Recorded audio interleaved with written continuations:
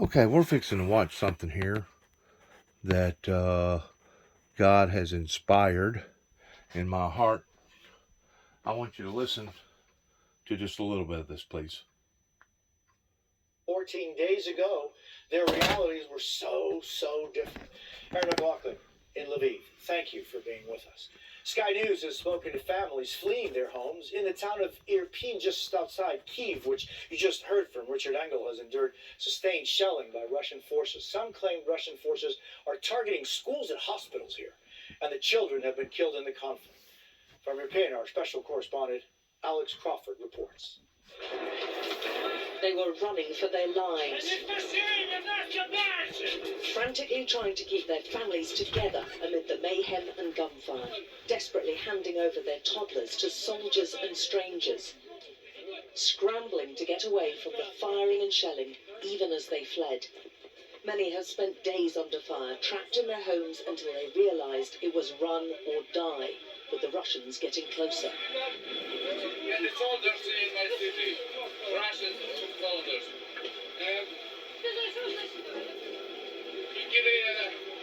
They're killing people. Irpin, on the outskirts of the capital, is being relentlessly shelled.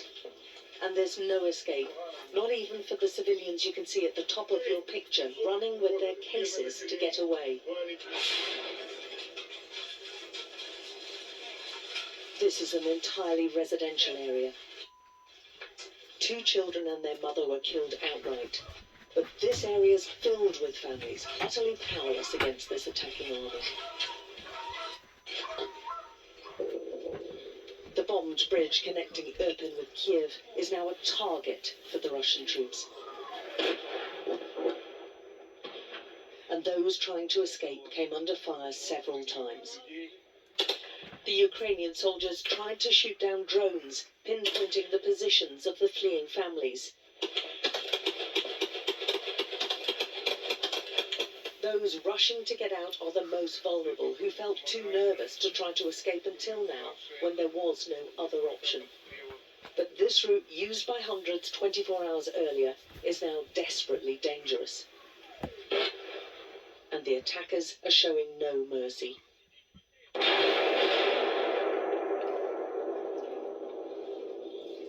Well, that was the loudest we've heard. Yeah, we better go out now. There's a lot of incoming now, and it's getting a lot closer.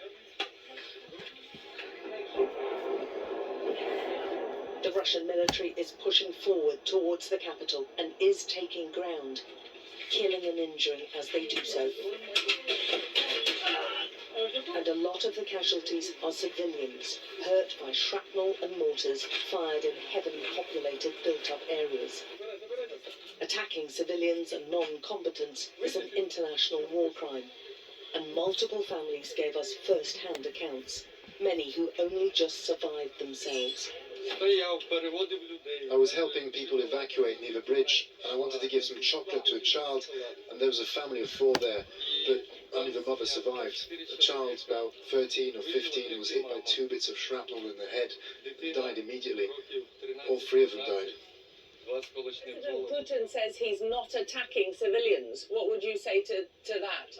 They're shelling civilians directly, she tells us. Not any military place or object. They're shooting at schools, on hospitals. They're shooting everywhere, all the time, for the last 3 days.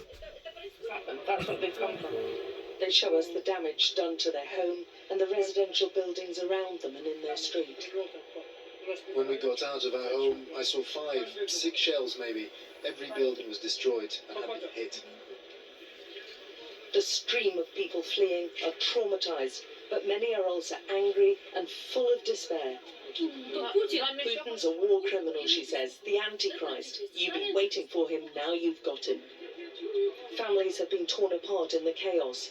They ran into Irpin from a village outside before escaping Irpin too, and they've left elderly relatives behind.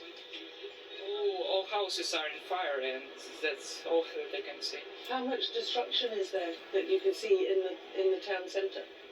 I think all destroyed. There's nothing to help. There's nothing to build or defend. There's nothing.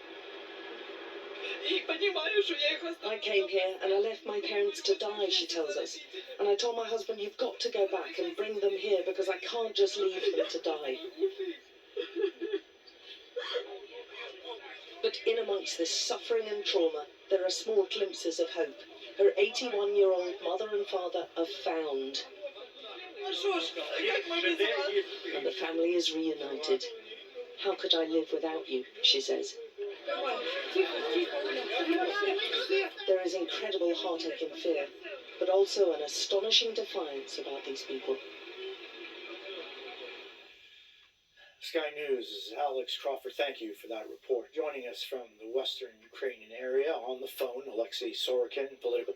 That's about all that I wanted to show my viewers at this particular time on MSNBC, that has had a full range of covering this since it began about 12 days ago, going into the 2-week session now.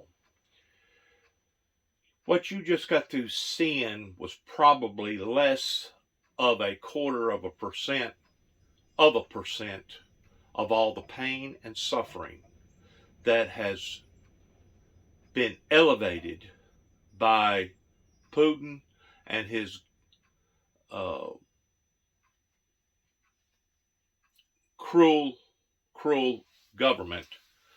That once more, all this has originated from what originally occurred in the late 1980s of freeing a great deal of people in stopping the brutality, as Ronald Reagan said, of a evil empire that was bringing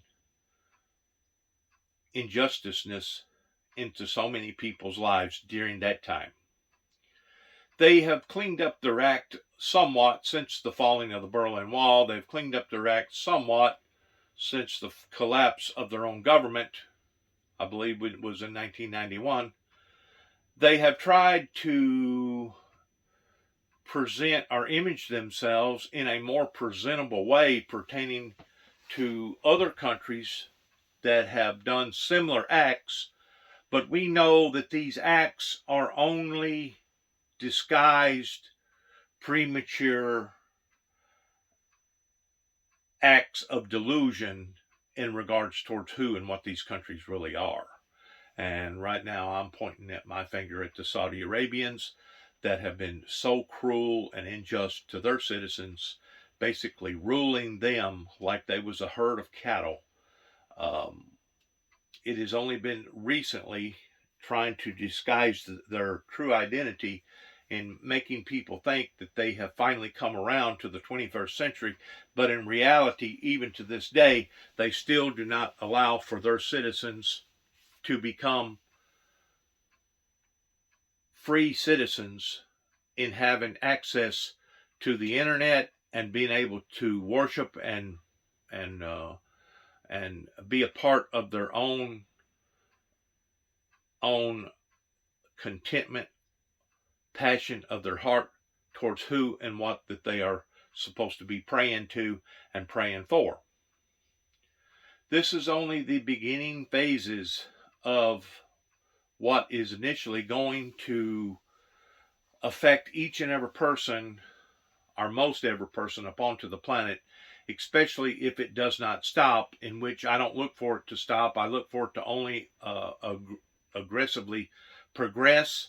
And I also look for the real look-alike type Antichrist to eventually merge its head out of these events that are now unfolding, not on a day-to-day level, not on a week-to-week level, but basically on an hour-to-hour level.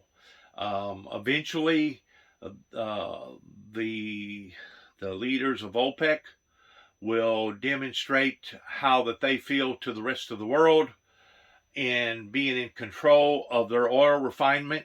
And as I have said before, I'll say again, I knew that there was a third world war brewing, because of the teachings of the quatrains out of Nostradamus's quatrains. I knew that there was a third world brewing, And I basically know who this look-alike type Antichrist is going to rise up in the midst of these ashes. And if you paid any attention to any of my videos at all, I have said many different times on many different videos that there would be a remnant of people that will rise out of the ashes of all this. Okay? The ashes of destruction that man is basically bringing upon himself, being influenced by the demonic kingdom, Lucifer, and all the satanic supernatural forces that follow after Lucifer. The Antichrist that they're talking about will arise, but not yet. There will be a look-alike Antichrist, one that will promote himself as being a form of the Antichrist, but in actuality will not be the actual Antichrist.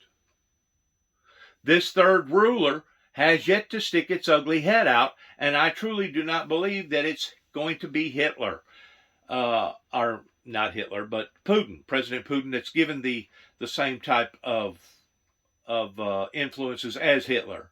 I truly don't believe that it's going to be Putin.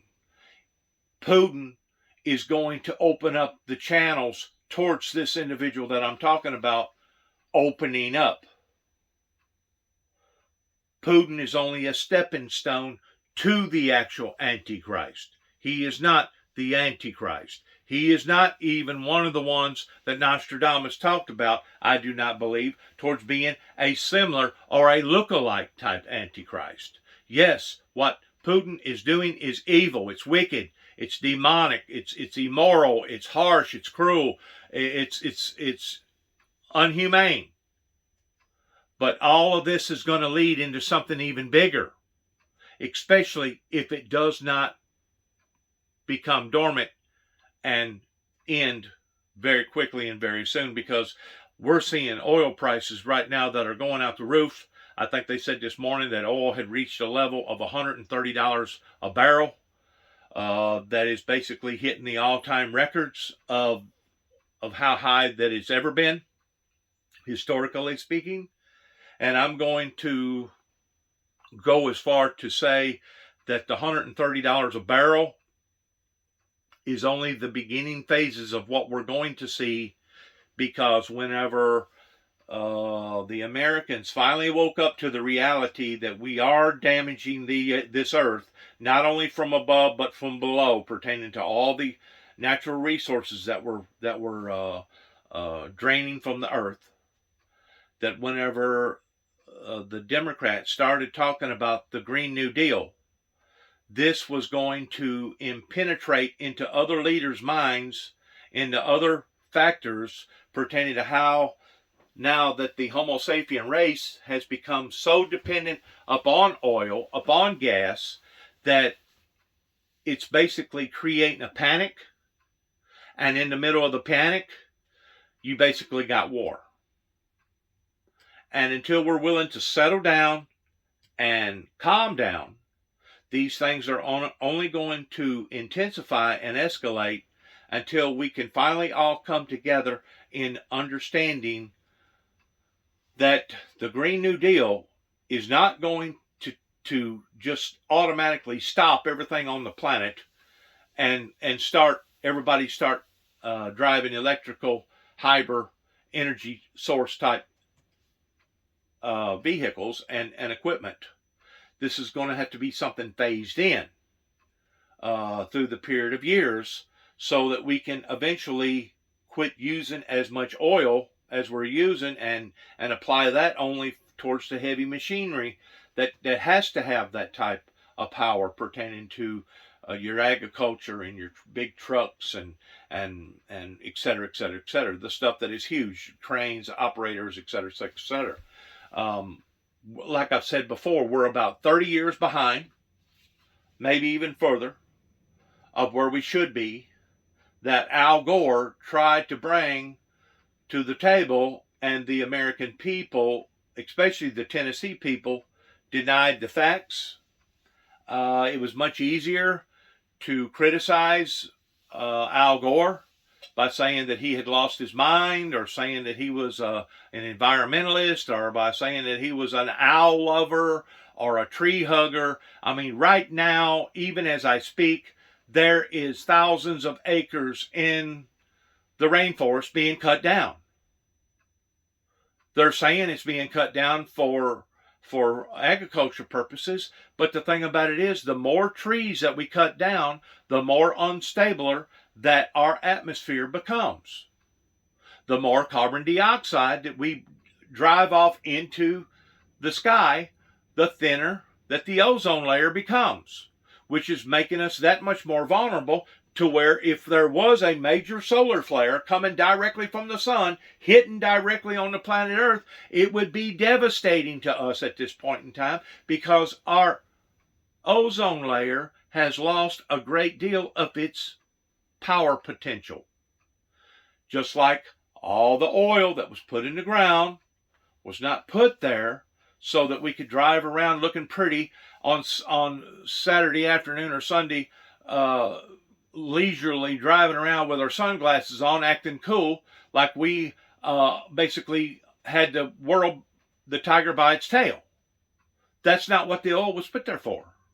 The oil was put there for a shield to protect us from the globe, the innermost part of the earth, of all the liquid that is on fire because of the static electricity of how it's moving up underneath us, our feet, so quickly, pertaining to the volcanic activity, that is now the heat is expanding into the oceans. It's helping warm the oceans, that is helping melt the icebergs.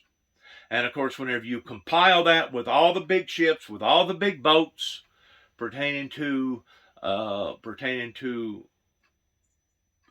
luxury boats and the yachts, probably over a billion of them, pleasure boats, etc., that spread out all over the world in all these different oceans and all these different seas, that in and of itself is rising the ocean table.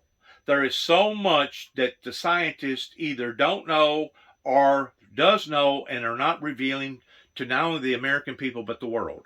And I think right now we're seeing a group of people that has become deranged in thinking for some reason this is the answer to the world's problems. This is not the answer to the world's problems. The answer to the world's problems is going back to God, going back to His divineness, and repenting, just as the Bible talks about in the first 3 chapters of Revelations, so that we can get it perfect this time. Well, obviously somebody has lost their cool. Obviously somebody has lost their minds. Obviously somebody has taken it upon to themselves, just as it has been forecasted or predicted by various prophets, that this last occurrence would in fact take place, leading into Gog and Magog. I put out some material, give or take, about 2 or 3 weeks ago, that was expressing another individual's teachings in regards towards the destruction of Gog and Magog that it talks about in the Bible. I don't know if anybody's been paying any attention to any of my work that I've been releasing out into the general public, but if they haven't, maybe it's time that they should.